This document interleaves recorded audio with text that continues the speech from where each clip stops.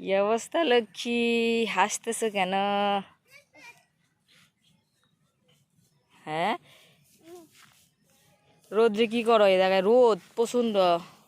হ্যাঁ, প্রিয় দর্শক সবাই কেমন আছেন? আশা করছি ভালো আছেন, আমিও ভালো আছি। আজকে চলে এলাম আমাদের রাস্তায়।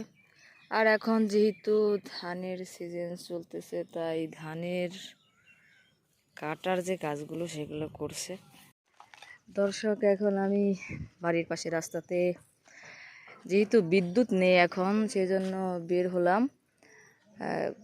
আজকে বাহিরে অনেক বাতাস আছে, যে কারণে আমার এইখানে ভালো লাগতেছে হাঁটতে। আর এখানে দেখা যাচ্ছে বাচ্চারা খেলার জন্য চলে এসেছে, ওর সাথে সাথে আমিও চলে আসলাম ভাগিনার সাথে সাথে।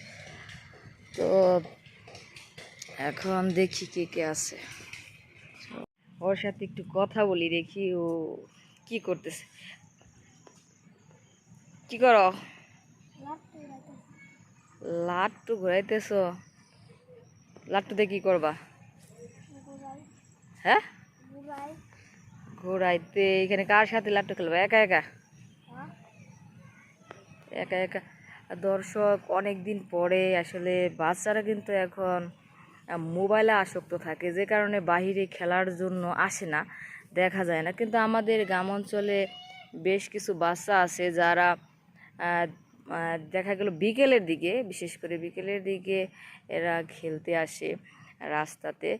আর ওরা সবাই মিলে, বন্ধুবান্ধব সবাই এইখানে খেলা করে।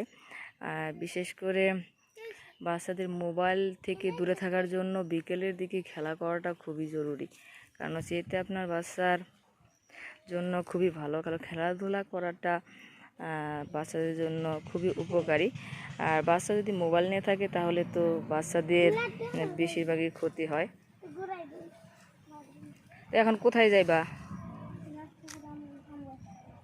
বুঝি নাই। আম গাছ তোলা লাট্টু ঘুরাইবে একা একা? একা কেন?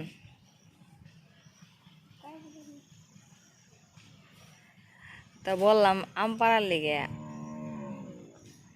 দৌড় পাড়া চইলা লিগা। হ্যাঁ, আসলে দর্শক, আমি আম পাড়ার জন্য ওকে ডেকেছিলাম, কিন্তু হাতে দেখি লাট্টু, সে কারণে এখন আমাদের আম পাড়াটা হলো না। এখন ও হয়তো চলে যাবে, যার জন্য